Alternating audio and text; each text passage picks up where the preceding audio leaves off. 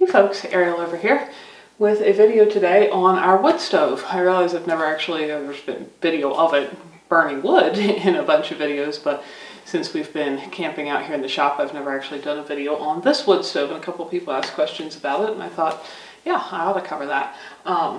If you've been following along here for years, you know I heated the tiny house for most of its life with a tiny wood stove. There would in no way have been space for one this size, but here in the shop, what we are heating with is this stove right here is our sole source of heat in this building. And originally when we purchased it secondhand, and no to the best of my knowledge, because I'm sure this will be the question I get a lot, I have no clue where you can buy one. This was purchased secondhand. The brand name on it is Fuego. When I looked up the company, it looks like they don't exist anymore. I have no idea where you can buy one. We got it with the intention, but when we were first building the shop building, of it just being a way to heat the shop whenever we had building projects and stuff going on out here. At that point, we had no plans at all to camp out in here like we are now till we finish our house. And so we weren't looking for anything particularly fancy, just something that would burn wood and be relatively inexpensive to acquire, and that would heat a fairly large structure when you needed it to be above freezing in the winter to work on projects there. And this is what we ended up with. Somebody local to us was getting rid of it. They'd installed a different stove in their house, and I thought, well, that will work. It wasn't terribly expensive. The expensive part, if you're installing a wood stove, is chimney pipe. But it has turned out to be an absolutely wonderful stove. It burns just beautifully. It drafts perfectly. If they were available today to buy, I would highly recommend buying one if you need a large wood stove. And it has been a wonderful way to heat our little space here. It will continue to be a wonderful way to do what was originally intended, just heating the shop at times, once this building goes back to being used for that. But it has also been a wonderful, wonderful stove to basically use as our house stove in the meantime. I do really like having a glass door because we both very much enjoy watching the flames. But as far as how it works, it's not really, if you're familiar at all with wood stoves, it's not really different than any other stoves, at least of older fashioned ones. This is a style that I am a fan of. It's hard to show you because at this time of year, we don't actually let it get cold. Usually it's been below zero, from 0 Fahrenheit to about 30 below for nearly 3 weeks. A few days have climbed up into the single digits above zero, but almost every night has been. Looks like that may be about to break and warm up and snow some more, but it's been a long cold spell, so this has stayed hot. But what you can't see very clearly is it's just a big firebox, and then there's a metal plate that's kind of shaped like this that comes out of the back there that sits on a little bunch of brackets. You can lift it out. If you lift that out, it's just a box that goes straight into an open hole and up the chimney. When that plate is in, flames go up, hit the plate, and curl around before going up the chimney. But that's removable so that you can clean the chimney if needed.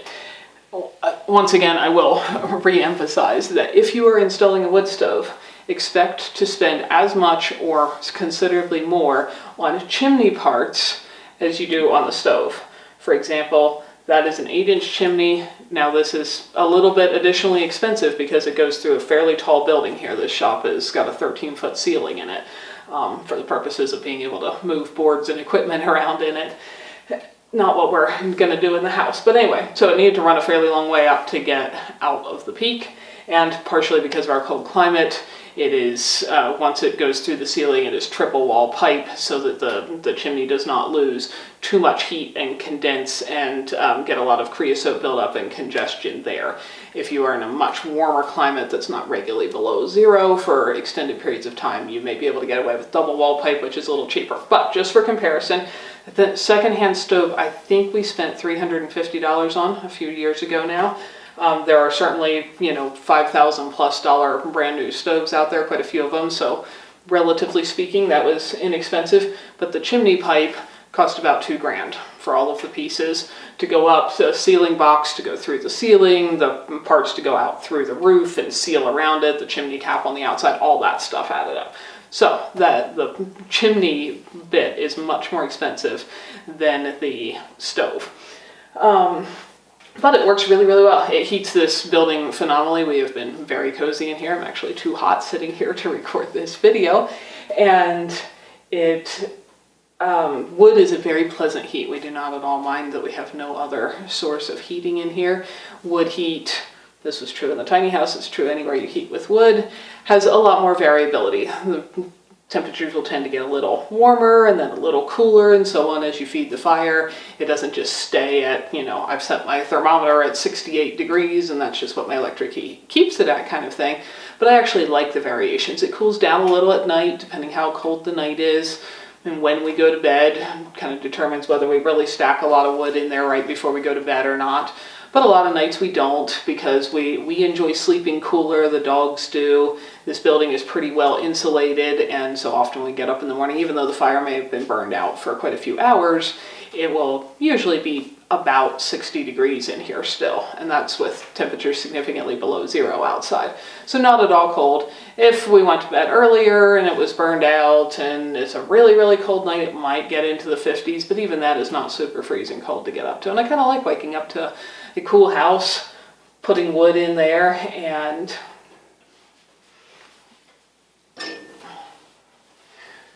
waking up to a cool house, building a fire like you just saw me do, and then enjoying the warmth that comes off of that.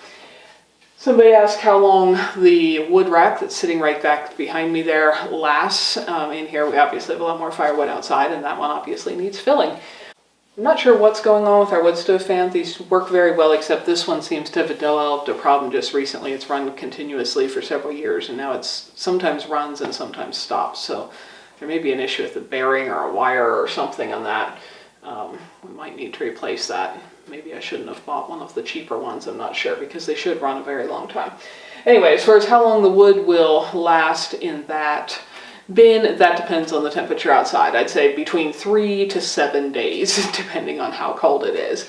It's not a super big bin, it's like, I don't know, 3 foot by 4 foot or something volume of wood. When we stack that full, we can feed this fire for quite a few days before we bring in some more armloads. So that's no big deal. Over here in this antique copper wash tub, we keep little kindling bits that Clay will tend to split up for us of, the really straight grain stuff that you can split nice and small, as well as my favorite fire starter, this kind of stuff, which is just basically wood dust, bits of bark, little splinters of wood, all the stuff that tends to fall off the bigger chunks as you're splitting. It makes an excellent fire starter. So when you saw me light this fire, there's multiple ways to build a fire, but it was out cold this morning. When I woke up, it was still dark. I tend to put 2 logs on either sides and kind of push any remaining coals. They were cold, but sometimes they're still warm, again, depending when we go to bed and how much wood we stack in there. Any remaining coal chunks toward the center, sprinkle in any little bits of paper trash we've developed during the day, and a few handfuls of that wood debris, dust, bark, chips, splinters, etc. And then stack some of the kindling pieces across it that direction, then put another log or 2 on top this way, and with just the flick of a lighter, it will pretty much always take off and burn really well. If you're out of nice little bits of paper and wood debris dust, you can also use Fire Magic, which is what we call sawdust soaked in diesel, which you've seen me light fires with for years in the tiny house. Just 1 little spoonful of that. It will ignite with a single click of a lighter or a match, and it will get a hot fire going quick and not smolder and smoke up your chimney. So this fire is still, though it looks like it's dying, it's very, very hot in there. We do keep a pot of water on the stove because it gets extremely dry in the winter around here, especially in these temperatures. I've actually had to also boil a pot on the cooking stove several times just to get the humidity back out of the, low teens in the house. And at that point, your skin starts to feel really dry, your hair feels brittle. It's one of the things that just happens in the winter when you have very dry climate. Any moisture in the air outside is frozen and glittering, which is beautiful, but it makes it really dry. So anyway, this does a phenomenal job of heating our place. We feed it, again, it varies entirely depending on the temperature and what we're doing through the day, but you don't have to feed it any more than every 4 or 5 hours at least if you're trying to keep a very actively burning fire. And for a good bit of the year, the building is well insulated enough and this is hot enough that you build a single fire in the morning. It warms the building up sufficiently and you don't do anything until either that evening or possibly the next morning, again letting it go out in between, otherwise it gets too hot in here. Now the side here that we are doing our temporary camping in and living in the shop is the smaller end of the shop. We are keeping it the warmest since we are residing in it at the moment, but the bigger end of the shop where all the tools and so on are is also warmed by this. Even though there's a dividing wall, there is a vent kind of in the upper corner above me that direction, and there is a door, just a regular man door, that goes into that side of the shop over here in the wall, and the door has a little operating window in it. And so with the way the heat just naturally circulates, we thought we were going to have to put in a fan and some venting to do this, but with an opening up in that corner and then an opening low toward this corner, the natural convection has worked perfectly, that it keeps the shop at a very reasonable 50 to 60 degrees. If we want it warmer, we can just open this door wide and there's more airflow between the two, and you can make it 80 degrees over there if you would like it to be warm.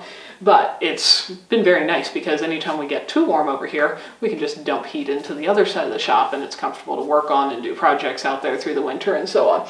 So this stove has done a phenomenal job of heating the entire building, which is, the exterior of it is 30 by 60 by a 13-foot ceiling. Not a house design at all, not intended to be permanently heated when we created it, but that's how things are working right now. So that's how our wood stove works.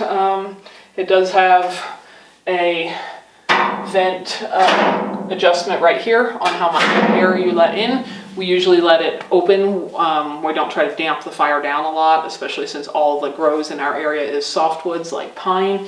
If you damp it down considerably, and that will happen with hardwoods too, you can get some creosote buildup in the chimney because you're creating too cool of a fire. We find it works best to just let a fire burn hot and clean, and then if the building's hot enough, we just let it go out.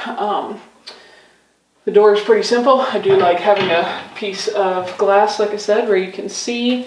Cleaning the glass, it rarely needs cleaned, as long as you don't let logs roll up against it, and that firebox is plenty big to prevent that. And we usually stack them this way, so if they roll toward a wall, not toward the door. There's plenty of space in there to stack 16-inch logs, which are usually what we cut, versus the tiny house stove where the biggest I could cram in was 7.5 inches. So these are 16-inch logs. There's still room to spare around them. And as long as one doesn't roll up against the door, you don't get any buildup on the door. It was vented. The design works well that the air just washes over the door and washes it clean. If we clean anything else, it sometimes gets just a little ash dust settled on it. And then when it's cooler, I'll grab a wet, rag and just wipe the dust off. It's not stuck to the glass, it's just sitting on it. It's nothing that requires any effort to clean. So that is a very simple operation. We do have a little thermometer up there on the chimney stack itself so that we have, and see there the fan just started up again. They should just run continuously. I'm not sure what this one's problem is at the moment. But it's telling me our chimney stack is about 300 degrees right now. This fire is burning down. Probably throw a log in here as soon as I'm not sitting in front of it. But it generally stays between 300 and 600 while it's burning. If you were burning hardwoods, it might tend to creep up a little hotter than that, but it puts out a significant amount of heat and keeps us very warm and cozy, and we love our wood stove. So that's how the wood stove works. If you got any other questions about it that I forgot about and failed to answer, go ahead and ask them down below, and maybe I'll do another wood stove video. But that is how we heat here. Even in the long, extended, cold, many months of winter and below zero we have, this thing keeps us somewhere between cozy to almost too hot if you don't exercise a little restraint in feeding wood into it.